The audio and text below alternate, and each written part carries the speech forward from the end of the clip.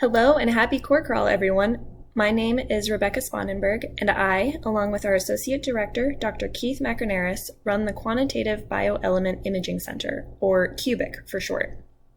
QBIC is a little different from many of the other cores you'll visit today because while the Chemistry of Life Processes Institute generally is in the business of helping you with biologically oriented projects, QBIC focuses on the inorganic components of your samples. From biodistribution experiments to weight percentages of the atoms in a synthetic complex to cell uptake experiments, we can help you get precise concentrations of almost any element. We specialize in ICP instrumentation in QBIC, which stands for inductively coupled plasma, and it's a technique which allows us to quantitatively determine the content of elements in your sample, even if they are at ultratrace levels. If you look at the periodic table shown here, all elements in green are able to be measured by ICP.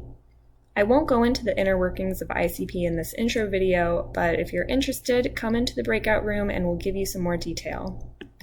We also have an ion chromatography system in QBIC which can measure anions, including the halogen shown in purple here. But we can also use the IC to measure other common anions such as phosphate, sulfate, nitrate, or formate. QBIC also has some exciting new technology arriving within the next few weeks, an LAICP TOF MS.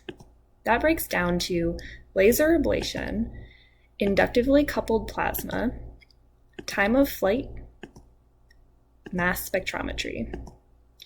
While traditional ICP is done by totally liquefying your samples in an acid and measuring the concentration of a solution, this new laser ablation instrument allows us to do elemental mapping in solid samples. This demo image of a mouse brain slice demonstrates just how remarkable the new laser ablation technology is in terms of resolution. In this image, green pixels represent zinc, blue represent copper, and red represents iron. The resolution really is stunning, and the TOF part of the instrument makes it possible to detect all elements simultaneously. So the scans are relatively fast, and you end up with a ton of data. Here, we obviously only have the 3 elements shown, but data for things like nickel, chromium, arsenic, lead, gadolinium, those are all there too, and you can choose which ones are important and how you want to layer them.